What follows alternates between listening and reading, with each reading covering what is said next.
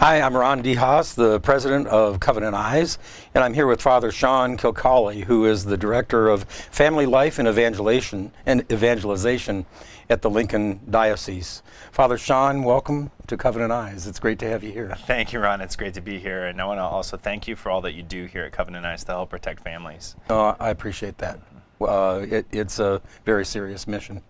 But I have a question for you. Okay. And it's something that we have talked about before, and that is the issue of whether or not pornography is a sin. I have had some experiences in the not too distant past where I've met people young people particularly, who actually don't even recognize that viewing pornography is a sin. And so I wonder if you could address that question. So the simple answer is yes, but it would be nice if we could just say yes and be done. I think when we talk about pornography being a sin, there's a couple of different dimensions that we have to kind of spell out. So pornography in general is just the displaying of sexual acts for third parties, captured on video usually today, sometimes magazines, etc. And so we can talk about the production of pornography being sinful because it takes like that most intimate moment that God created to bind a man and a woman together in order to be his collaborators in creating new life, and then turns it into something that's just there for visual entertainment. So the production of pornography is sinful. The participation in making pornography is also sinful because it's taking your body and basically turning it into a commodity for other people to consume. Now some people might say, well, that's okay because I consented to doing that. It's my body. I should be able to sell my body if I want to sell my body. But again, going deeper, a sin isn't just something that offends another person. It's something that hurts us. The murderer, he sins against other people, but by his sin, he turns himself into a murderer. And he acts against his own dignity.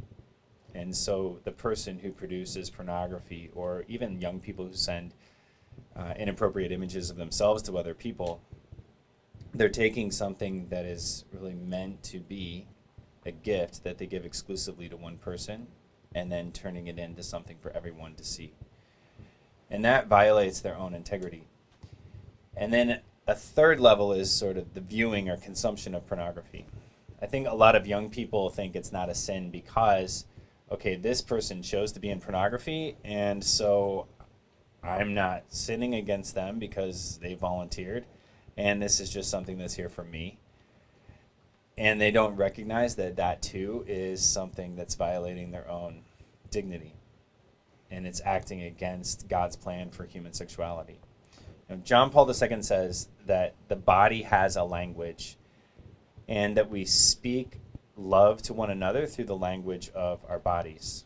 And so that most intimate expression of love that happens between a man and a woman in the marital embrace, it speaks the truth of their entire relationship. It speaks the truth of their emotional unity.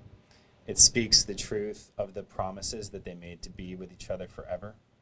It speaks the truth that I will be a trustworthy person in your life forever. And it speaks the truth that I entrust myself to you forever. All of those things are spoken in that one act.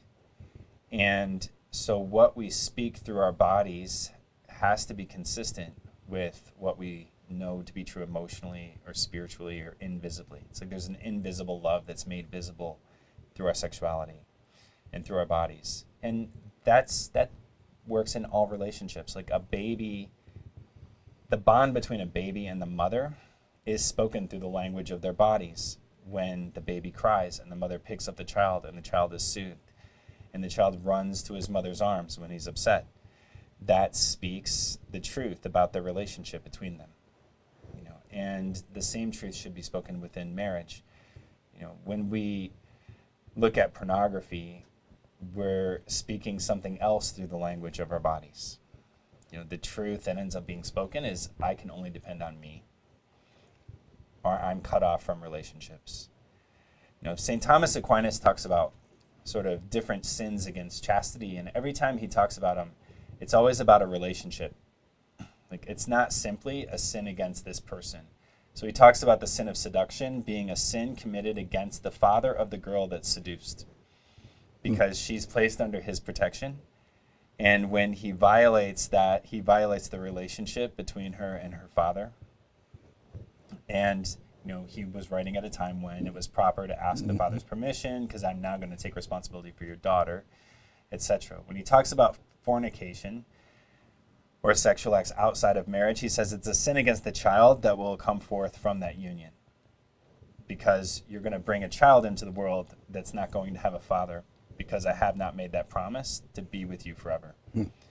When he talks about complications in these things, so the sin of incest, he says, really is a violation of familial bonds, and it would turn every family reunion into sort of very uncomfortable situation if these things weren't taboo. But then when he talks about the unnatural vice, which applies to pornography or masturbation, he says that that is the worst sin against chastity, because following his logic, it's something that completely removes you from communion. Simple fornication, at least there can be some opening to the good of the other, but in masturbation, there's no opening to the good of another. It's something that completely isolates us. And I think that's the common experience of anybody who's fallen into habitual use of pornography or masturbation, is it's isolating.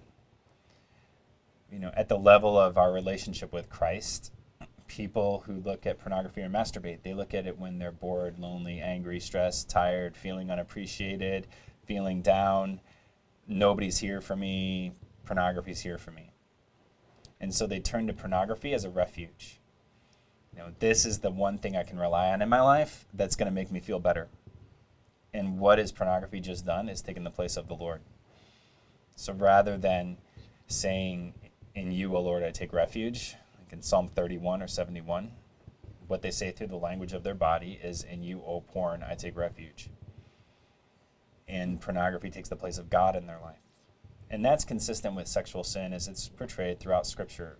In Scripture, in the Old Testament especially, there's all these instances of talking about temple prostitutes, and adultery is always tied to idolatry, because this sexual sin takes the place of God in the life of the people. And so that's a longer answer to the question, like, is it a sin? Yes.